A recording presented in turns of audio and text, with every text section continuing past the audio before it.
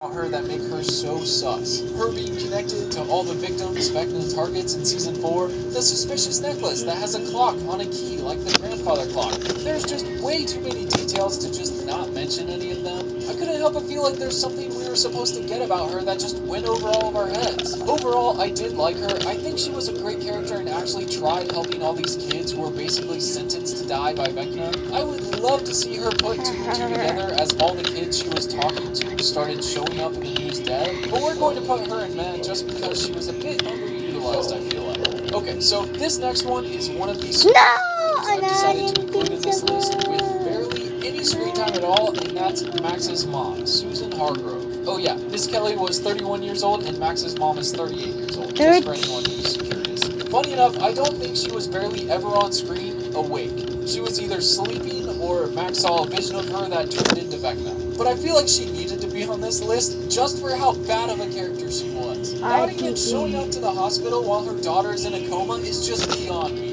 Her daughter literally had a death sentence for a week and she was just passed out completely oblivious. Not that she could have known. This is gonna be the best team. No one can beat the Next team. parent is Karen Wheeler, Mike's mom, at 39 years old, and I think I'm going to do Ted at the same time, because honestly, most of their screen time was together this season. Oh yeah, Ted is 48, by the way. Okay, so both of these two are really hard to rank, because on one side, they should be trusting their kids more. Bro, but am I the other, only I think they're just trying to one? do their job as parents and make sure their kids aren't actually doing anything harmful or related to the killings. They had a lot of funny moments this season. I love Ted's comments on the situation, but I just wish they stood up more when everyone was accusing them at the town meeting. I mean, at one point, Ted Wheeler tells Chief Powell to threaten their own children with a little jail time to get them to talk. Okay. And then it almost seems like Ted thinks his kids might be involved with the killings. So as much as I hate to do it, I think they're going to go at the top of Matt, right behind Mike. I'm in a limbo with these two. I love them as characters, but I just wish they stood up for and trusted their kids more with all the rumors going around this season. Next, surprisingly, is Vecna, who is the same age as Karen. He's 39 years old at this point. Vecna was such a great bad guy. I thought it was so nice and refreshing to finally have a face in someone more human to get to know as the bad guy for this show. The Demogorgons, they're great, but they're just monsters, and the Mind Flayer is awesome, but he's literally just a cloud. Having Vecna talk with and communicate so much this season was really nice. And I really appreciated the Duffer Brothers pushing so hard to make him completely practical and avoid using CG so the actors could be more engulfed in the scene. I think it definitely added a lot to the season. My biggest problem with Vecna lies with his motives, which honestly start with young Henry Creel, who we already ranked in the first video. His fall to the dark side officially started after he killed his family, and from then on he was nothing but evil. Technically, Vecna is the kid's way of describing him since he was banished to the Upside Down, but I kind of feel like his orderly flashbacks are so close to this that they're the same. I really don't know where they're going with his motives and why he wants to kill everything and rebuild the entire world, but I hope they really flesh it out in Season 5. But for the actual character himself, I think Vecna was a home run. The way he looked, the way he killed, the sounds they... vouchers at the Lazada 99 Mega Grand Sale. Battle savings with Lazada quotas, free shipping, cashback, and other vouchers for bigger discounts. Shop on September 9 to 11 at the Lazada 99 Mega Grand Sale at the Card Time.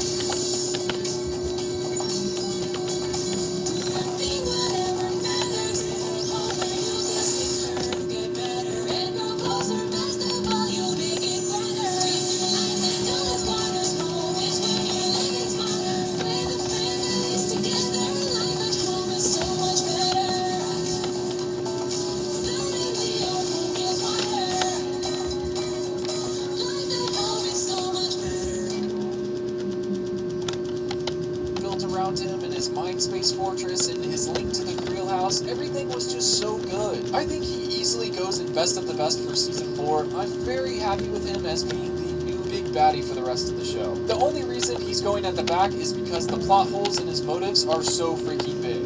The MVP, Agent Harmon, is up next, coming in at 40 years old. This guy was so OP in the Byers House shootout. The scene itself was one of the best in the entire show. I'm always a big fan of a oneer, especially when it's a close quarter shootout, and he just did an absolutely great job of protecting the kids, and for this scene alone, he gets to live on the good tier. Legit, one of the best hero deaths this season, saving the entire California storyline's characters. Murray Bauman is up next at 42 years old, and I absolutely love Murray. I was really happy we started off the season so strong with him and Joyce, and he was with us the entire way. I love him and Joyce's dynamic all season long, from starting out smashing the doll in the front yard. One more thing.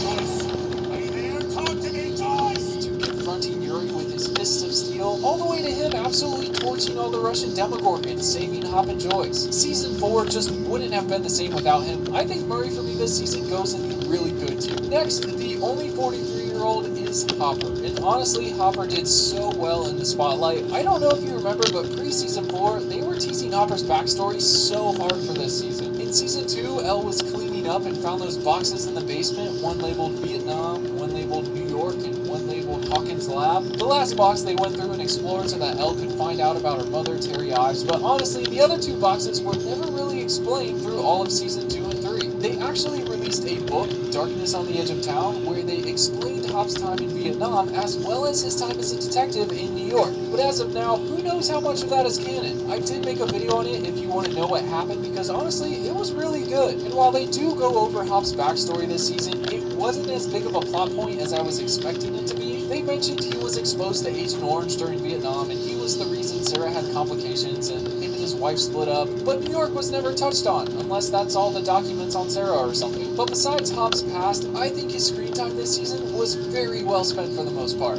I loved his relationship with Dimitri, and his struggle in the prison just added so much to his character. I can't believe he got away with breaking and dislocating his ankles so many times and he was still able to walk each day. But 100% the best part of his time on this season was him finally being reunited with Joyce. Thank goodness we finally got the Jopper we deserved. They both deserved so much to finally be happy, and it was so nice to finally see these two have something go their way for once. After 4 seasons, we needed this break, and so did they.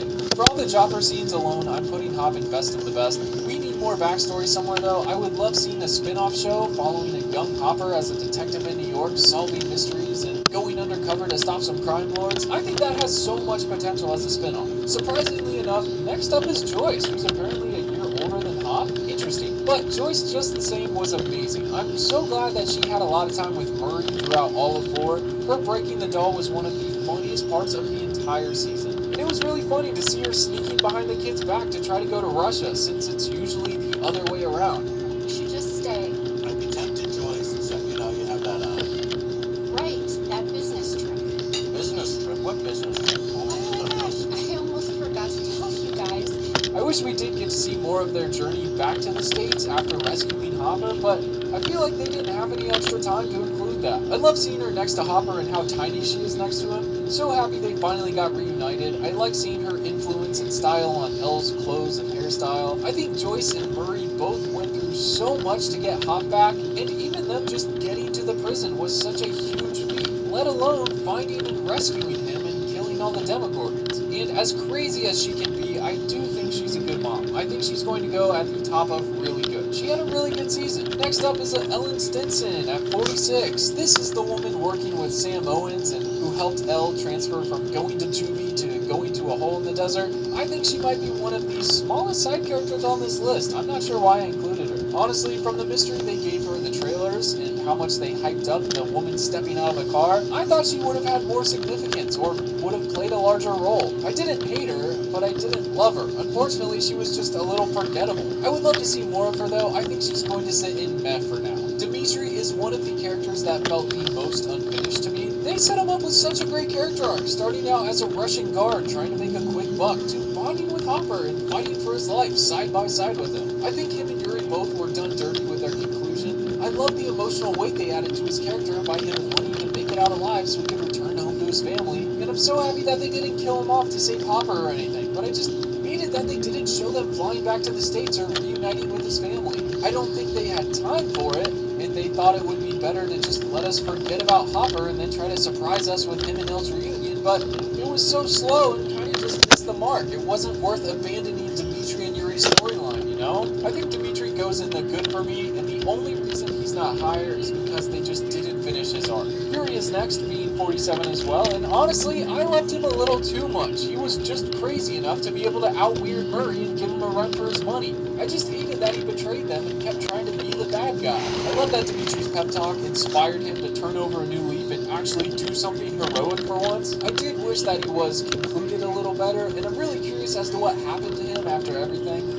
And I wish he wasn't so much of an antagonist, but I still really liked him. He was a very fun addition to the storyline. I think he's going to join Dimitri in good as well. At 54 years old, we have the liar himself, Martin Brenner. And wow, was it good to finally see him return. I've been waiting for his return literally since they killed him off in Season 1, which honestly I was kind of hoping for an explanation or a flashback showing how he survived, but all we got was a cool scar. It was really neat to see that ever since we lost him in Season 1, he's been working on this Nina project to really help Eleven down the road, but honestly, he couldn't have known for more than a few months that Eleven lost her powers. I think he was building this Nina project for the last 4 years to have another more secretive place to carry on his work, and one day get a hold of Eleven again and test on her more here. I think he wanted to do some more communicating and exploring the Upside Down with this project. Sam Owens almost made it seem like he only made it to help Elle get her powers back, but in Season 2, Brenner's old scientist colleague offered to take Elle and Callie to Brenner, probably in the desert, working on this next big thing. I really liked how much Brenner thinks he's helping Elle and being the good guy when clearly his motives are skewed. I love the flashbacks, and I'm so excited to see more of him with Henry Creel after the murders. I love Matthew Modine, and I really hope they use flashbacks to give him some more Papa screen time. I think he's going in really good for me. I would love to see more of Papa. Next up, another 54-year-old, we have Eddie's uncle, Wayne Munson. And I know he's a small side character, only in like 3 episodes, but still, I couldn't not include him because he was one of the most loyal characters in all of Season 4. This man, since day 1, stood by Eddie's side, even without knowing